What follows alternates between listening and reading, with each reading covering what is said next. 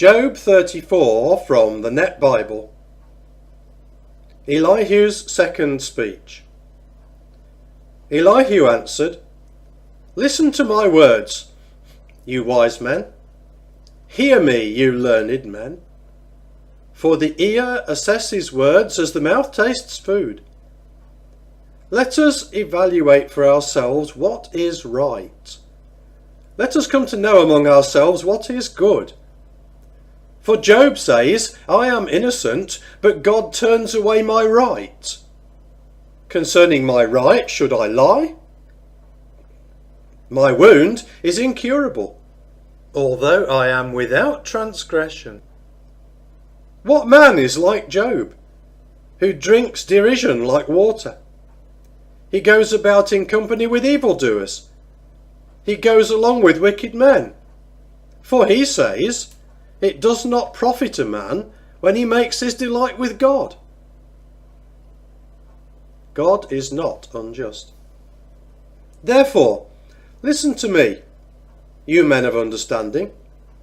Far be it from God to do wickedness, from the Almighty to do evil, for he repays a person for his work, and according to the conduct of a person, he causes the consequences to find him. Indeed, in truth, God does not act wickedly, and the Almighty does not pervert justice. Who entrusted to him the earth? And who put him over the whole world? If God were to set his heart on it, and gather in his spirit and his breath, all flesh would perish together, and human beings would return to dust. God is impartial and omniscient. If you have understanding, listen to this. Hear what I have to say. Do you really think that one who hates justice can govern? And will you declare guilty the supremely righteous one who says to a king, worthless man, and to nobles, wicked men, who shows no partiality to princes and does not take note of the rich more than the poor, because all of them are the work of his hands? In a moment they die. In the middle of the night, people are shaken and they pass away. The mighty are removed effortlessly, for his eyes are on the ways of an individual. He observes all a person's steps. There is no darkness, and no deep darkness where evildoers can hide themselves. For he does not still consider a person that he should come before God in judgment. He shatters the great without inquiry, and sets up others in their place. Therefore he knows their deeds. He overthrows them in the night, and they are crushed. He strikes them for their wickedness in a place where people can see, because they have turned away from following him, and have not understood any of his ways, so that they cause the cry of the poor to come before him, so that he hears the cry of the needy. But if God is quiet, who can condemn him? If he hides his face, then who can see him? Yet he is over the individual and the nation alike, so that the godless man should not rule, and not lay snares for the people. Job is foolish to rebel. Has anyone said to God, I have endured chastisement, but I will not act wrongly any more? Teach me what I cannot see. If I have done evil, I will do so no more. Is it your opinion that God should recompense it because you reject this? But you must choose, and not I. So tell us what you know. Men of understanding say to me, any wise man listening to me says that Job speaks without knowledge, and his words are without understanding. But Job will be tested to the end, because his answers are like those of wicked men. For he adds transgression to his sin. In our midst he claps his hands and multiplies his words against God. Zechariah 10 from the Net Bible. The restoration of the true people. Ask the Lord for rain in the season of the late spring rains, the Lord who causes thunderstorms, and he will give everyone showers of rain and green growth in the field. For the household gods have spoken wickedness. The soothsayers have seen a lie, and as for the dreamers, they have disclosed emptiness and give comfort in vain. Therefore, the people set out like sheep and become scattered because they have no shepherd. I am enraged at the shepherds and will punish the lead goats. For the Lord who rules over all has brought blessing to his flock, the house of Judah, and will transform them into his majestic war horse. From him will come the cornerstone, the wall peg, the battle bow, and every ruler, and they will be like warriors trampling the mud of the streets in battle. They will fight, for the Lord will be with them and will defeat the enemy cavalry. I, says the Lord, will strengthen the kingdom of Judah and deliver the people of Joseph, and will bring them back because of my compassion for them. They will be as though I had never rejected them, for I am the Lord their God, and therefore I will hear them. The Ephraimites will be like warriors, and will rejoice as if they had drunk wine. Their children will see it and rejoice. They will celebrate in the things of the Lord. I will signal for them and gather them, for I have already redeemed them. Then they will become as numerous as they were before. Though I scatter them among the nations, they will remember in far-off places. They and their children will sprout forth and return. I will bring them back from Egypt and gather them from Assyria.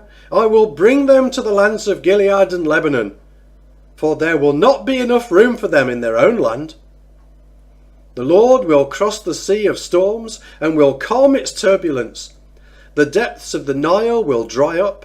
The pride of Assyria will be humbled, and the domination of Egypt will be no more.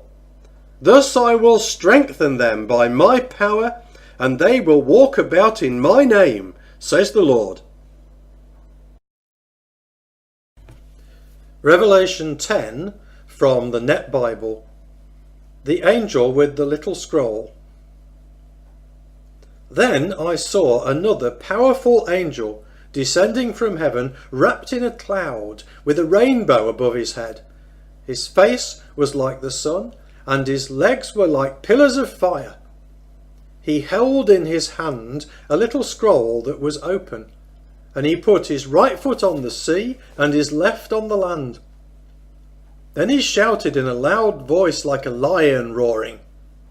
And when he shouted, the 7 thunders sounded their voices. When the 7 thunders spoke, I was preparing to write, but just then I heard a voice from heaven say, "Seal up what the 7 thunders spoke, and do not write it down."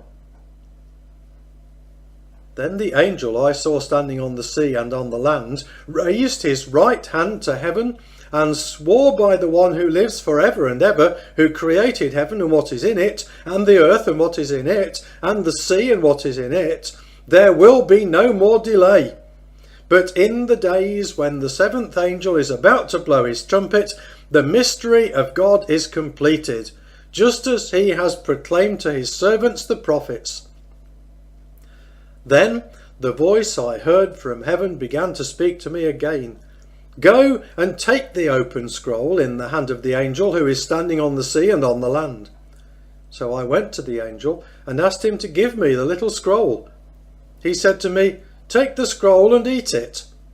It will make your stomach bitter, but it will be as sweet as honey in your mouth." So I took the little scroll from the angel's hand and ate it. And it did taste as sweet as honey in my mouth. But when I had eaten it, my stomach became bitter.